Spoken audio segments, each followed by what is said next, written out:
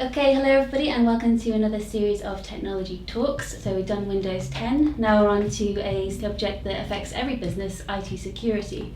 So what we're going to talk about is what's happening in the world of IT security today and what businesses need to do to protect themselves. So my name's Hazel Burton, I work in TSG's marketing department, and with me today I've got two people very experienced in the field of IT security. I've got Paul Burns, who is TSG's National Technical Director, and I've got Steve Cox, who is TSG's Chief Operating Officer. So let's kick off. My first question is for both of you. What is, in your opinion, the biggest security worry which is facing businesses today? Paul, we can start with you.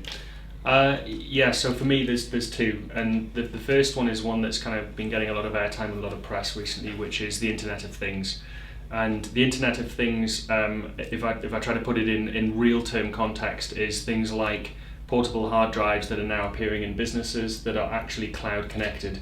So we plug these things in, unbeknownst to us, they're actually connecting to the Wi-Fi network at work, and then they're transmitting data, looking for updates and genuine things. But the problem is that hackers can obviously piggyback onto these types of technologies, and they can be used then to infiltrate the wider network. So unknown access onto systems is probably the first one. And the second one for me is data and where we're putting data. The number of businesses we go in and talk to where they've no idea where people are storing data, they've no idea how many people are using Dropbox, how many people are using other uncontrolled methods to store data, like unencrypted memory sticks and taking important company data and files home on laptops and whatever. So and tablet devices these days, of course, as well. So for me, those two things represent the biggest risks. I know it's not one thing, but for me, those two are probably the biggest. Okay, Steve, what's the biggest one for you? Hazel, probably the most important one for me would be the people. I think we can do a lot with technology. I think there's a lot of products and solutions and policies that can be put in place to look at how you protect the corporate network. But I think we need to spend more time educating people on the rights and wrongs of using systems, how they use their data and where they store and how they protect their devices, because a lot can be broken through by people just not always thinking about what they're doing when using systems and responding to emails and links and storing data on devices. So I think we can do a lot around education of people. Great, and we'll come on to that later on actually. Paul, a question for you first of all.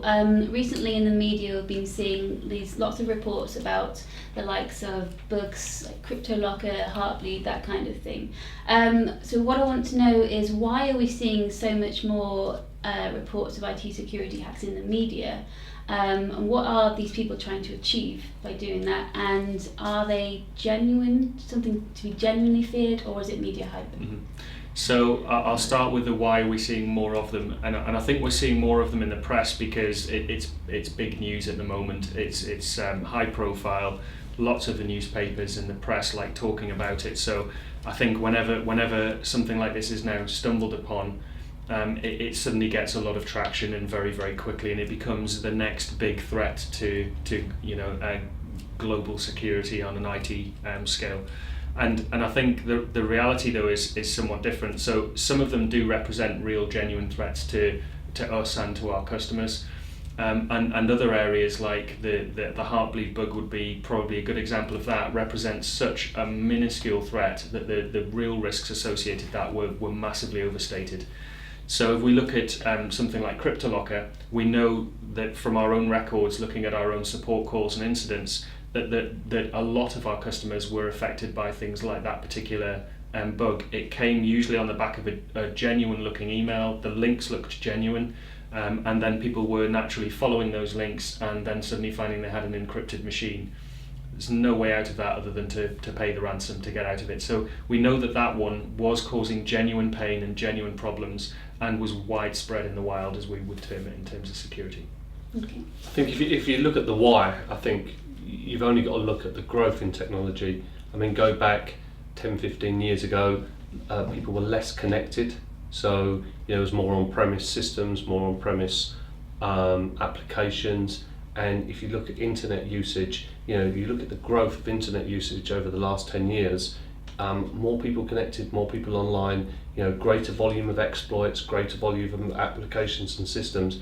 And if you look at what's in it now, I mean, there's a huge amount of cash being generated by hackers through illegal crime, through data breaches, and I think there's the opportunity now is so much wider, so many more skilled people, so many more connected devices and applications. I think it's just a growth cycle that we're seeing, and therefore we're seeing more larger attacks, which is now starting to sort of dominate some media presence. I also think as well, some of the high profile attacks that we've started to see happen in some really big names has led to it being more sort of newsworthy. So I think we'll just continue to see more of it.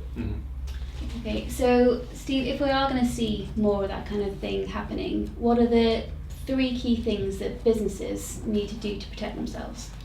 Okay, so I would say number 1, most importantly, is to look at your IT security systems. So making sure that you've got good gateway protection, good endpoint protection. That's really, really important and paramount that you get that done. Second is to look at internal policy. So what are the policies? What are people allowed to do? What protection have you got in place? Do you require encryption? Is it for regulatory requirements? So policy is really important. And I mentioned this in an earlier question, earlier answer, which is about people. It's just about educating people. A lot of people aren't aware of the implications of clicking on links from unknown sources or clicking download. I saw an interesting study that was done around setting up a Wi-Fi hotspot in a city, and people connected to the Wi-Fi hotspot. It was actually done by James Lyne, so from Sophos, who did some of the security stuff for us before, some of the seminars, and he set up this hotspot and he put it up, and people could connect to the Wi-Fi and get free access to Wi-Fi, and they had a set of terms and conditions, and I think the fastest person clicked that in 1.5 seconds. So that goes to show that it didn't even read the information. So really important to educate people, to make sure that they understand what it is they're doing. And then off the back of that wall Viking exercise that James did, there was people actually putting their credit card details in. There was about 90 people, I think, where they actually put in credit cards into an access point where they hadn't read the terms and conditions, and they had no idea who was running it. And obviously James then had 90 people's credit card details. Incredible that people would be so trusting.